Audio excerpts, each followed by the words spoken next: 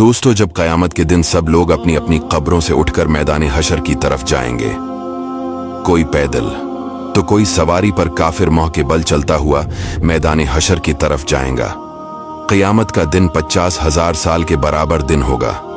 जब सब लोग मैदान हशर में जमा हो जाएंगे, आफताब एक मील के फैसले पर होगा, जमीन ताबने की होगी, लोग प्यास की शिद्दत में तरस रहे होंगे, हर एक अपनी मुसीबत में गिरफ्तार होगा।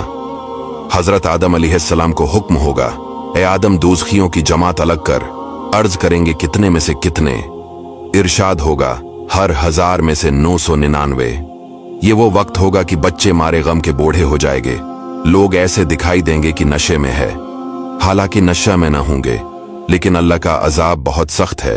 और यह तकलीफें तो 4 घंटे की नहीं, 2-4 दिन 2-4 माह की नहीं, बल्कि कयामत का दिन 50,000 बरस का दिन होगा। करीब आधे के गुजर चका है और अभी तक अहले महशर इसी हालत में है। अब आपस में मशूरा करेंगे कि कोई अपना सिफारिशी ढूंढना चाहिए कि हमको इन मुसीबतों से रिहाई दिलाए। अभी तक तो यही मालूम नहीं कि आखिर किधर को जाना है। मशूरे के बाद लोग हजरत आदम अलैहिस्सलाम के पास जाएंगे। गरज लोग इनके पास हाजिर होंगे और अर्ज करेंगे, ए आदम, अल्लाह ने आपको अपने दस्ते कुदरत से बनाया है और जन्नत में आपको रखा। आप देखते नहीं कि हम किस हालत में हैं।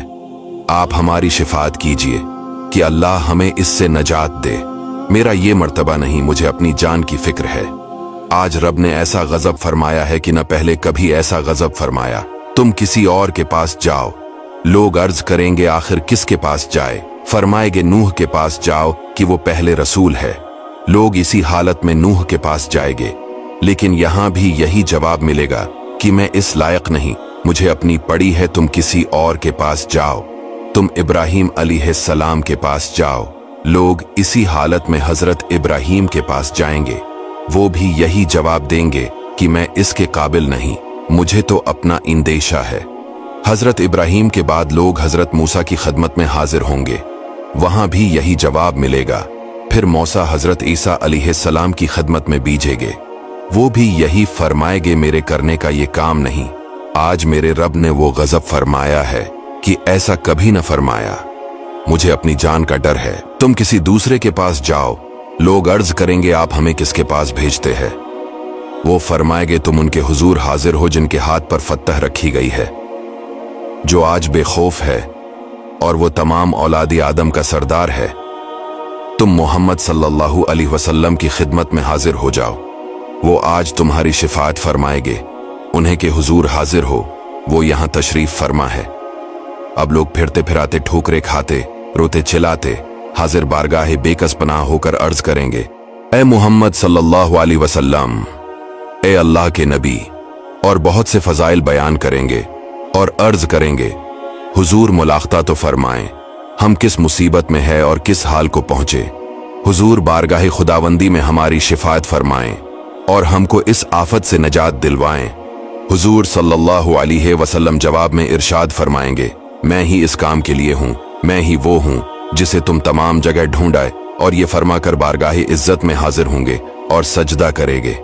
अल्लाह ताला इरशाद फरमाएगा, ए मोहम्मद सल्लल्लाहु अलैहि वसल्लम, अपना सर उठाओ और कहो, तुम्हारी बात सुनी जाएगी और मांगो, जो कुछ मांगोगे मिलेगा, और शिफात करो तो हमारी शिफात मकबूल है। फिर शिफात का सिलसिला शुरू हो जाएगा, यहां तक कि जिसके दिल में राय के दाने के बराबर भी ईमान होगा वो जन्नत में जाएगा। यहां तक कि जो सच्चे दिल से मुसलमान हुआ, अगरचे इसके पास कोई नेक अमल नहीं है, इसे भी दोज़ख से निकालेंगे। अब तमाम अंबिया अपनी उम्मत की शिफात फरमाएंगे, औलिया कराम हफ्फाज शिफात फरमाएंगे और आखिर में सब जन्नत में जाएंगे। दोस्तों, शेयर जरूर कीजिएगा। मेरे नबी करीम सल्लल्लाहु अलैहि वसल्लम ने इरशाद फरमाया कि जिस बंदे के अंदर ये 3 चीजें होगी तो उसको ईमान नसीब होगा। सुभान अल्लाह। आप में से हर बंदा चाहता है कि मैं मोमिन बन जाऊं, मैं ईमान वाला बन जाऊं, लेकिन ईमान वाला बनना कैसे है? मेरे नबी ने सिर्फ 3 चीजें बताई हैं। वो 3 चीजें बड़े आसान है, कोई मुश्किल नहीं है, लेकिन मुश्किल सिर्फ ये है कि उस पर कायम रहना है, उस पर अमल करना है, कोई मुश्किल नहीं है। वो 3 चीजें कौन कौन सी है, सुनते जाओ। सबसे पहली चीज ये है कि अन युहिब्बल्लाह व रसूला, अल्लाह और अल्लाह के रसूल की मोहब्बत तमाम कायनात से ज्यादा हो। सुभान अल्लाह, क्या अल्लाह और अल्लाह के रसूल की मोहब्बत सबसे ज्यादा हो कायनात में। चाहे लैला मजनून हो, जो भी हो, दुनिया में किसी चीज के आपके दिल के अंदर इतनी मोहब्बत नहीं हो जितने मेरे नबी की हो। एक वाक़या सुनाऊं। एक औरत थी हिंदा। उस औरत का जो शोहर था, भाई था और बेटा, ये 3 जंग उहद में जंग लड़ने के लिए चले गए।